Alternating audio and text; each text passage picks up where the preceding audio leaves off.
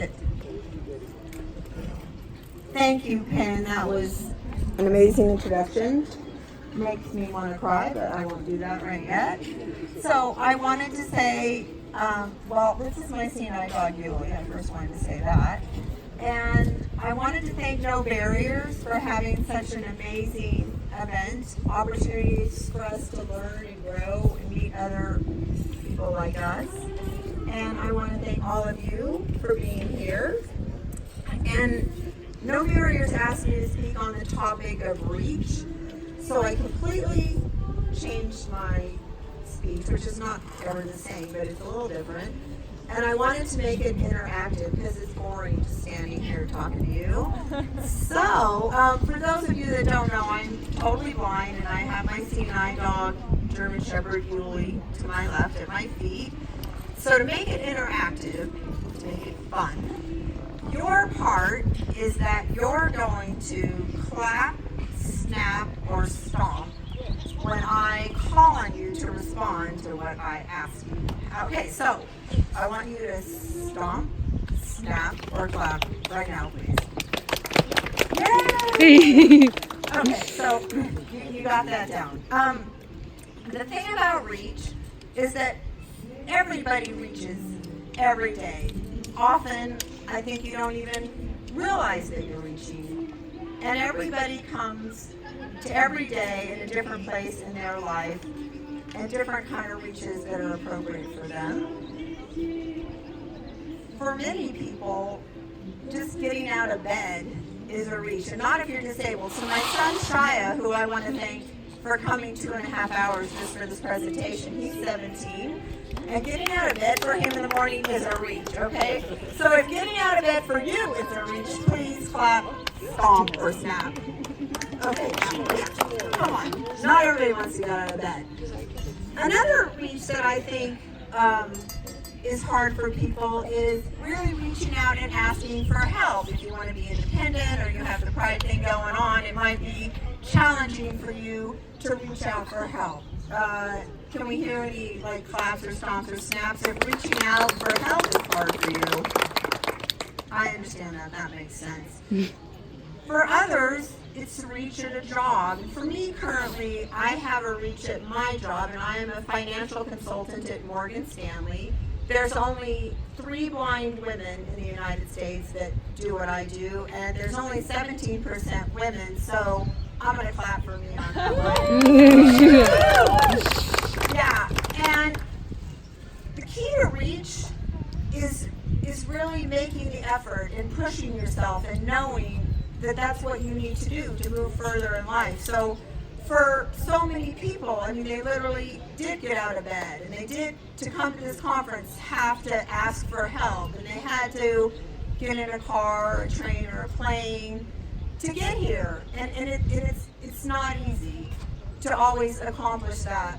One thing, I thought long and hard about this speech to say, well, something is harder for disabled people than other people, and I'm not sure I exactly believe that, but one thing for me that is a challenge is all the logistics. So I become the queen of logistics. I can figure so many things out, and I think that's something that disabled people deal with every day. It's something that employers should know that's I think does make disabled people stand apart, that they do really work through a lot of logistics and problem solving, and that does make them stand apart. So if any of you are queens or kings of logistics, please clap, snap, or stomp.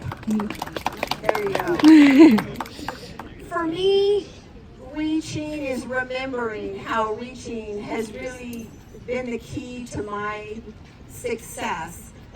People that know me call me a woman of action because I am a woman of action. I take action, I get right on things, I work really hard, and I know that if I get stuck, that reaching is really what's going to get me out of that stuckness and going to help me move forward in life.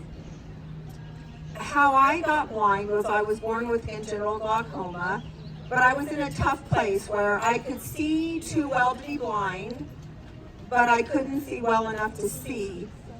And so that really put me in a precarious situation, and I was very embarrassed about being blind, and I was young, and I didn't have good role models, and the people that were sort of in charge of taking care of me, they didn't really know the concept of reach. They didn't know the concept of there's always a way. That's one of my life mottos, that there's always a way. And so I struggled, but I struggled silently. And of course, lots of children and people with disabilities when they're young, they struggle silently. And then I really hid my blindness. I tried really hard not to let people know I couldn't see well. And I could see good enough to do that. I was at a point with my vision that I could hide it pretty well. And I think the first big reach that I can recall is when I was a junior in high school and my eyes were getting worse and I really wanted to go to college. So I got my GED so I could go to college a year early before my eyes got worse. And in college, I still was totally in the big denial mode, and I had people show me the way to my classes, and I memorized everything. And I wouldn't use a cane. I was sure that would make me look ugly and old, so that was the last thing I was ever going to do. And I knew that people didn't understand, like why I really didn't know what bus it was, or what street it was, or what store it was. But I was, again, going way out of my way to hide my blindness. And one day, a construction zone was set up at the college that I went to, and I ran into a barricade, and then when I went around, because I didn't know my way, I fell down a set of stairs. And I decided then that I really did need to reach in a huge way and do everything I didn't want to do, which was go to an independent living skills center called the Orientation Center for the Blind. And there I learned so many important things under blindfold. Like, I knew how to cook and do laundry, but I didn't know how to do that being blind. And I learned how to read Braille. And I remember they gave me a cane the first day, which, again, super ugly, yuck, everything I didn't want to be doing. And I went to the BART station in the Bay Area, and this woman came up to me, and she said, "Do you need to know what BART training is?" And it really made me want to cry. And I thought, hey, lady, I didn't say this to her, this is what I thought. I thought, for 18 years, I've needed to know what BART train it is, what bus stop it is, what street it is. And then it was such a gift that she knew that I couldn't see well and that she was willing to help me. Then the other thing that happened at that orientation center, like I would say the most pivotal reach in my life, was that I wasn't really allowed to do sports because nobody knew how to do sports, how to teach me how to do sports. There weren't any disabled programs that I was aware of, or my family or the people, teachers and things like that. So I was like a crazy woman, and I went and signed up for everything at this orientation center for the blind. So I signed up for skiing and rafting and rock climbing, and it was amazing. And I became a world-class downhill skier. So if any of you ski, it is now your turn to clap, stomp, or snap, please. Thank you. I'm sure skiing probably changed your life too. And through those sports, it was the first time I could ever do anything, well, in my mind. Okay, so let's back up. This is in my mind. This wasn't true. But in my mind, I decided that everybody that could see could always do everything better than me. And I wondered how I was going to ever do anything, how I was ever going to meet a guy, and on and on and on. So becoming a world-class downhill skier, I got second place in 5 countries, and I finally realized, well, this was the first time in my life that I realized that I could do something better than people that could see. And so that was life-changing, and that was a big reach on my part. The other thing is that I'm super big into education and learning. Like, I'm a big life learner, and I one thing that I think is a tool that can unlock lives of everybody, actually, but also disabled people, is technology. So technology can be super frustrating, and that falls into the learning category, because also I really value being independent, and I work hard at being independent. And technology has been a key that I've reached for technology, and I constantly learn about technology, and that has really opened up many doors for my independence. And I know technology can be super frustrating, so if technology frustrates you, your turn to clap, stomp, or snap. exactly. So there's so many different technologies, and for me, I use Braille, I use a talking computer, I label all kinds of things, I use recorders. I mean, there's so many things I do, so I know we all have different ways, but I really want to reiterate that if you're not reaching with technology in your life, you better get on that, because that's going to really change your life. When I have been through hard times in my life, I really have reached. I just kind of dig deep. And one time when I was having a hard time in life, I remembered that I should reach. And reaching to me is networking, not being shy, calling strangers, asking them for assistance. And I wanted to cross-country ski from Badger Pass to Glacier Point. So I just signed up for a trip, and I did this. And on this trip, I met a visually impaired woman, and I had a tandem bike in my garage that I hadn't ridden for 10 years because I had kids. My kids is Shia, who's here, and Serena, thank you for being here. So I just hadn't ridden my bike for a long time, and I decided to start riding my bike. And then I saw an email that said if you wanted to go to a development camp for the U.S. National Paracycling Team. So for me, again, sports is the ticket, right? And I signed up for this camp, and I worked really hard, and I did reach, and I reached out to complete strangers through Facebook, and I got amazing women pilots. And that was another example. By reaching, I met these cool people, and I got second place in the nation 7 years ago for women's tandem cycling, and I made the U.S. National Paracycling Team, and that was an amazing feat. So, yeah! Thank you. What year did you ski out to Glacier Point? That was like 2011. Okay. Okay, I need a time check. With Sierra, my friend's cheap. You're at 12 minutes. Okay, great.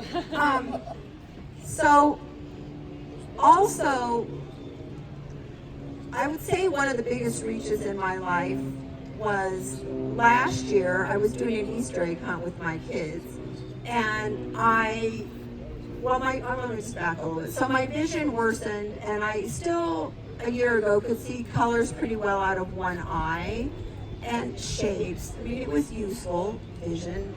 And I was doing this Easter egg hunt, and I was very excited because I'd hidden these eggs for these kids, and there were eggs that I knew that they didn't find. So I was like, hey, there's more eggs over there.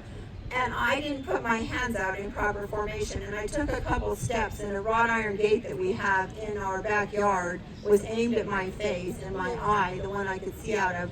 And so I burst my eye. I mean, it literally ran down my face. It was horrifying. And I'm not telling you that to feel sorry for me, because I think everybody has hard things in their life, and they've had to deal with a lot of hard things if you're disabled or if you're not. But the point is that I really had to reach out in that case, and I had to have 2 eye surgeries. And the second one was horrifying in that it was a great surgery actually, but the pain after, I couldn't get the pain managed. And I really got to a point where I'd never been in my life where I pretty much wanted to die. And I know better, I know not that I don't really want to die, but I was in a very bad place, all that pain. And so I did reach out as well to a couple people I sort of knew. One, my friend Walt, he's here, and I called a couple of these people and had a little chat, and they kind of straightened me out. And I still was in pain, but it gave me hope, and it gave me inspiration, and it really was all due to the power of reaching out. And again, I did really know better. I knew that I didn't want to die, but I just had never been in such a bad place. So if it's your turn to clap or stomp or snap, if you have reached out to your friends when you've been in a bad place in your life, and that's made a difference.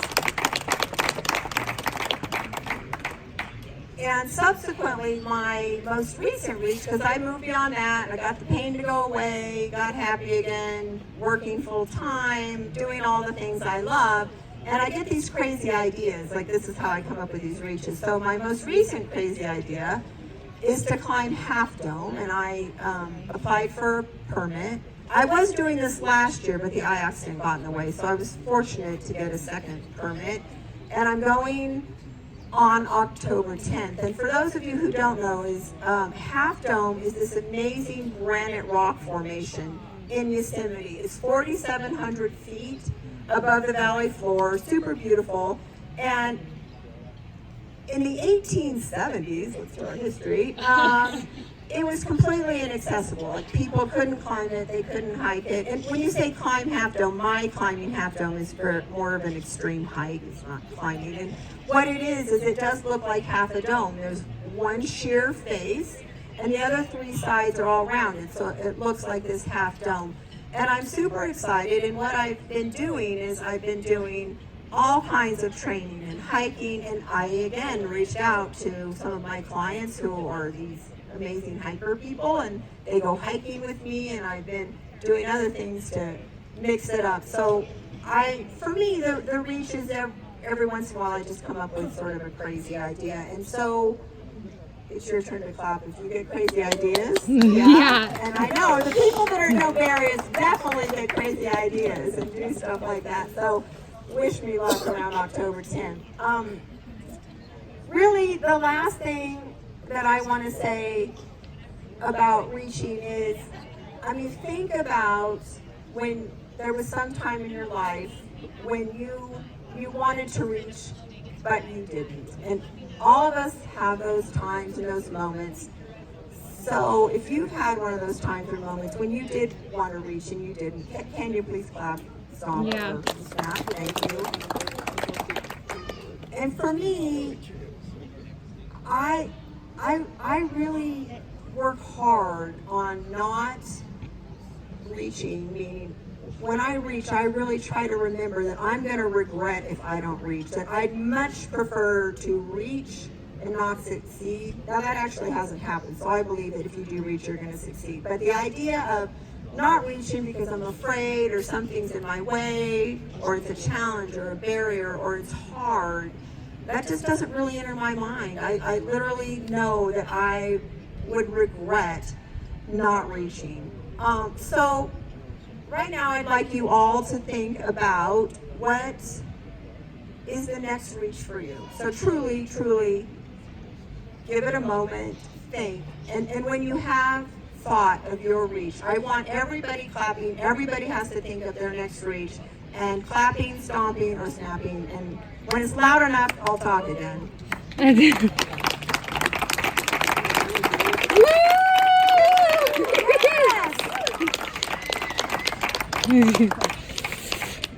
Well, congratulations to all of you, because the first step in reaching is identifying your reach and acknowledging your reach, and so that's good. Hey, another reach, you guys, I just wanted to tell you, but I didn't want to tell you up front, is I often talk super fast, and I don't stop and breathe.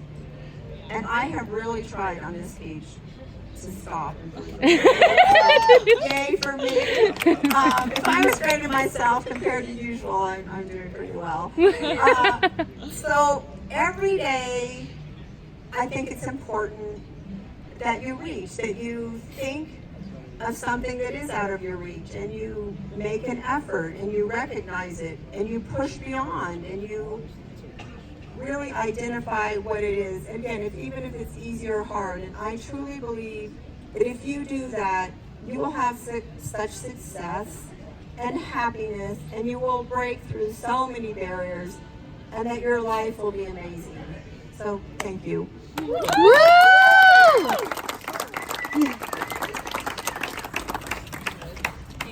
Go, Gena.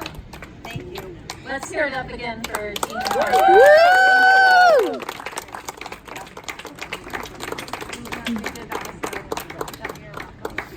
All right, everybody, who's ready to reach out of their comfort zone this weekend? Oh, it's dead quiet. Thank you. You have to follow them around you. When they're supposed to be excited. Can I get a volunteer?